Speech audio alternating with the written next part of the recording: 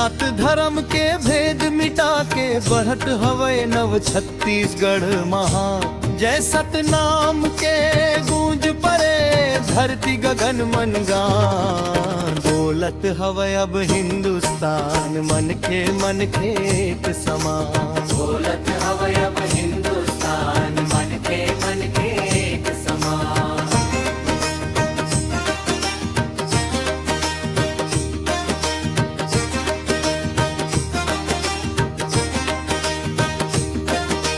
गांव गली मन जोत जले सत्य हिंसा के बात। गरीब अमीर सब संग चलन एक धरती एक जान। माटी महतारी के कोरा मन सबके एक पहचान।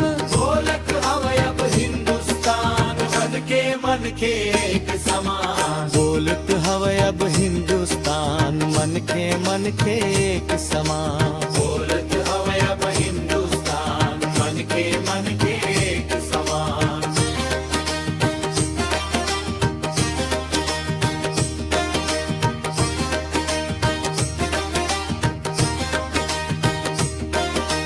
सतगुरु के दिया बाती ले अंधियार सब भागे।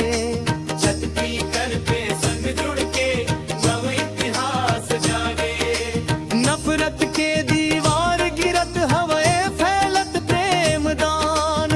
बोलत हवे अब हिंदुस्तान मन के एक समान। बोलत हवे अब हिंदुस्तान मन के एक समान। बोलत हवे अब हिंदुस्तान मन के एक समान।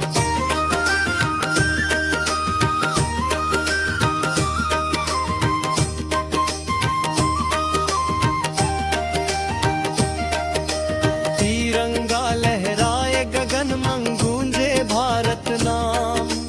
छत्तीसगढ़ के माटी कहे शांति कर्म सत्काम। समान अधिकार के सूरज उग के नवा बिहान।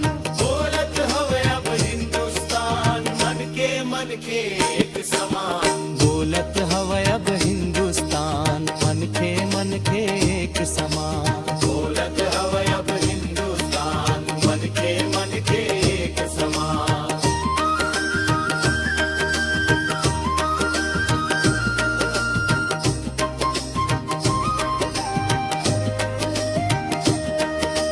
कोनो ऊंच नहीं कोनो नीच सब गुरु के संतान। बोल देश के सच्चा चिन्हा मन के एक समान। बोलत हवे अब हिंदुस्तान मन के एक समान। सतनाम संदेश ले जगमग फैलत मानव सम्मान। जय सतनाम जय हिंदुस्तान छत्तीसगढ़ के शान। बोलत हवे अब हिंदुस्तान मन के एक समान। छत्तीसगढ़ के शान